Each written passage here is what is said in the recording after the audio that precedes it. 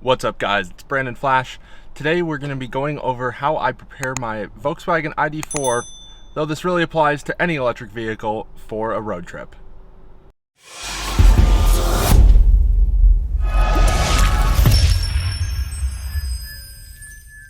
First, I'll walk you through some of the steps that I take to prepare my electric car for a road trip. While we're going to be using a Volkswagen ID4, these generally apply to any electric vehicle, so whether you have a Tesla,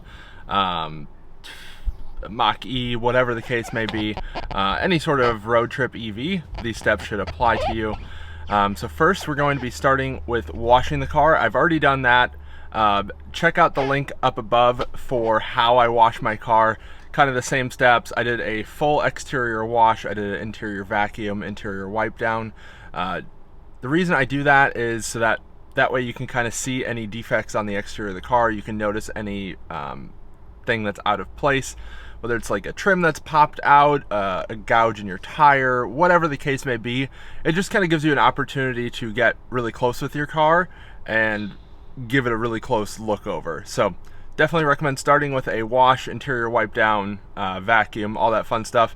And not only does it give you a good chance to look over your car, it also gives you a better environment to spend on your road trip.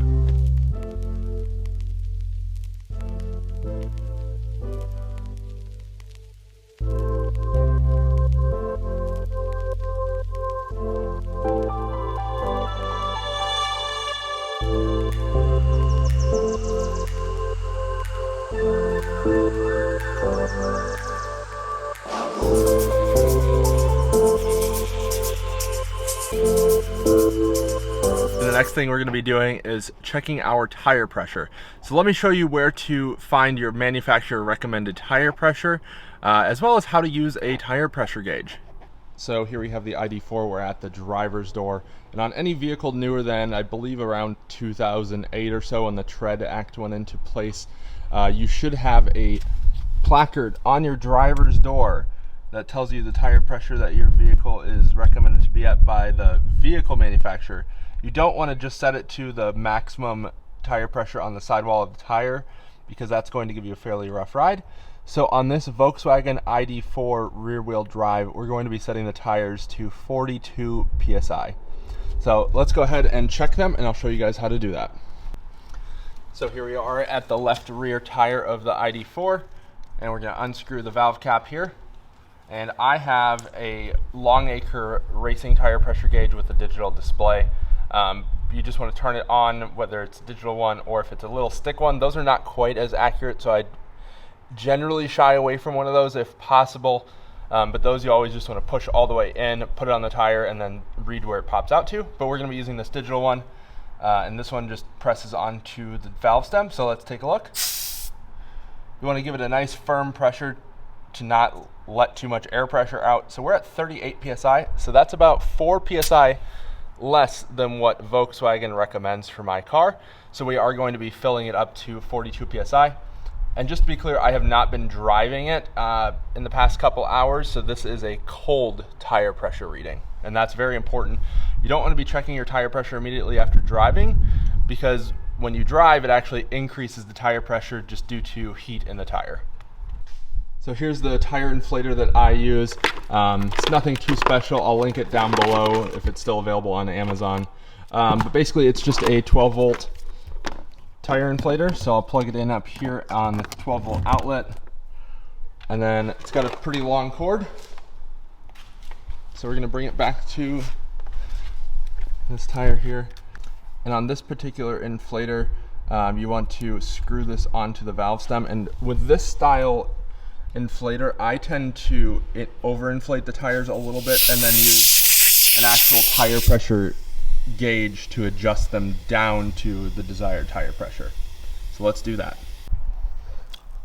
And now that the tire inflator has shut off, that means it's reached the desired pressure. I set it to 49 PSI.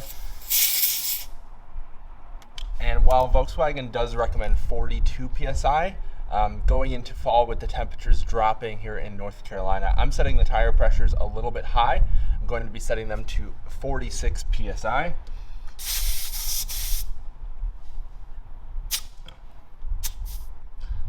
So it looks like the inflator gauge was not that accurate because it actually inflated them all the way to 53 psi. So we're going to be letting some air out of them.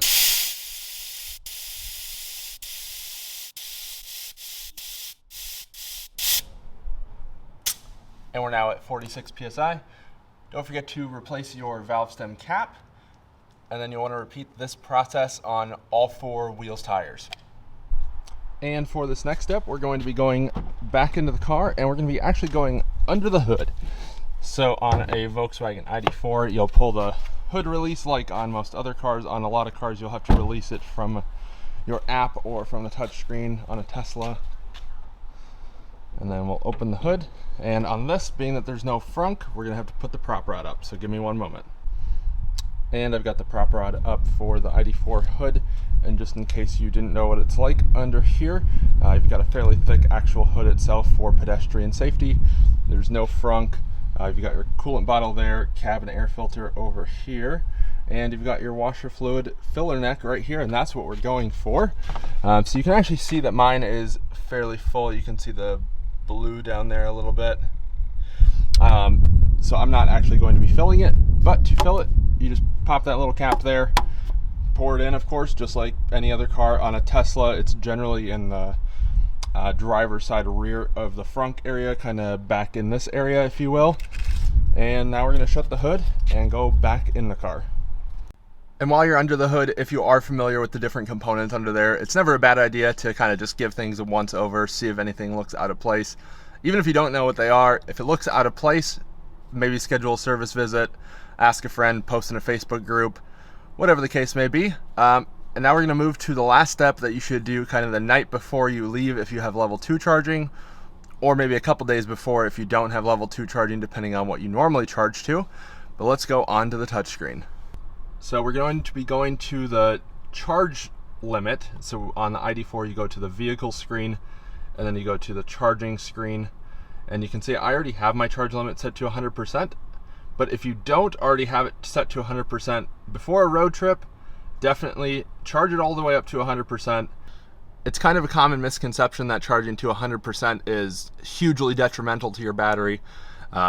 If you do it here and there and you don't let it sit at 100%, that's the key point. Don't let it sit at 100%. You're not going to cause any noticeable damage to your battery. So it will make your road tripping a little bit easier, especially since that way you can push your car kind of the full range for that first leg when you're nice and fresh in the morning anyway. So that would be my recommendation for charging. And don't forget to pack your UMC if you're in a Tesla, that mobile connector, as well as your J1772 adapter in a Tesla. For my ID4, I actually have the opposite. I have a Tesla to J1772 adapter, being that a lot of hotels have Tesla destination chargers, but a lot of hotels do not have J1772, which is the universal charging cable EVSEs. So I have a link down below for that. I'll be making a video on how to use one of those, but I think it's a very important thing to have if you're traveling in a non-Tesla EV. Just gives you a whole lot more options for overnight hotel charging, and I think that's one of the best benefits of driving an EV is that you can wake up with a full charge in the morning, and that way you're also not having to go out of your way to DC fast charge or be more limited in your hotel options. And to recap, so to prepare for this road trip, we're going to be going about 3,000 miles. We first washed the car, cleaned it, vacuumed it, just gave it a general visual once over. We then checked the tire pressures, inflated if they were needing to be inflated, which in my case they were. If you're going from spring to summer, they probably won't need to be inflated. If anything, they might need a little bit of air taken out. And then we check the washer fluid, make sure that was full or topped it off as needed. And then last step, and that should be done kind of last minute the night before you leave for your road trip, set your charge limit to 100%. That way you have maximum range. Anyway, I'm Brandon Flash. Hopefully you guys enjoyed this. If you did, hit that like button down below. And if you want to see more content as well as road trip adventures in this ID4, be sure to hit that subscribe button and the notification bell. See you guys next time.